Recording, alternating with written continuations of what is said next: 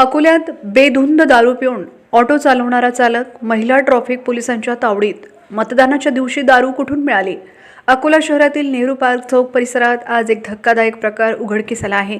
बेधुंद दारूच्या नशेत auto rickshaw चालवणाऱ्या चालकाला दबंग महिला ट्रॅफिक पोलिसांनी ताब्यात घेतल्याने मोठा अपघात टळला आहे।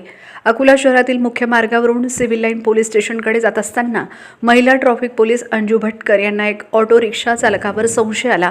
संशय बळावल्याने त्यांनी नेहरू पार्क चौकात सदर ऑटो रिक्षा थांबवण्याचा प्रयत्न केला, मात्र ऑटो चालक ऑटोमधून खाली उतरायला तयार नव्हता।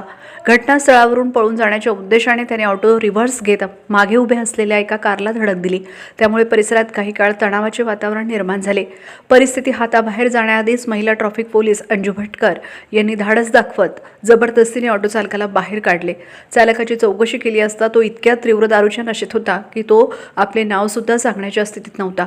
मोठा अपघात होऊ नये आणि नागरिकांच्या जीवाला धोका निर्माण होऊ नये यासाठी महिला ट्रॅफिक पोलिसांनी तात्काळ कारवाई करत ऑटो चालकाला ताब्यात घेतले। विशेष म्हणजे आज निवडणूक मतदानाचा दिवस असताना सुद्धा संबंधित चालकाला दारू कुठून मिळाली हा प्रश्न आता नागरिकांच्या मनात उपस्थित झाला आहे। निवडणूक काळात दारूबंदी असताना हा प्रकार प्रशासनाच्या कार्यपद्धतीवर प्रश्नचिन्ह उपस्थित करणारा ठरत आहे।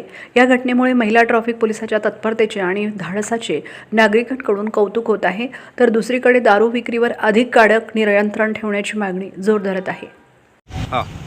माझे नाव LPC 1880 अंजू तेजराव भटकर।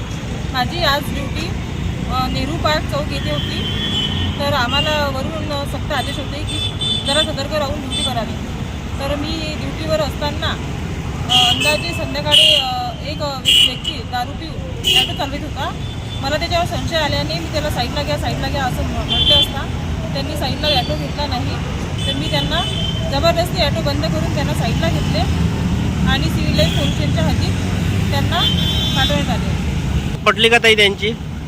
त्यांच्या ॲटो नंबरवरून त्यांच्या घरच्यांना फोन करण्याचा प्रयत्न केला, तर त्यांच्या घरच्यांनी 3 ते 4 फोन लावले असता त्यांनी परत फोन केला आणि त्यांच्या भाऊ त्यांना घ्यायसाठी येतो म्हणून, आणि ते राहणार भगतवाडी येथे आहे, ते येत आहेत घ्यायला।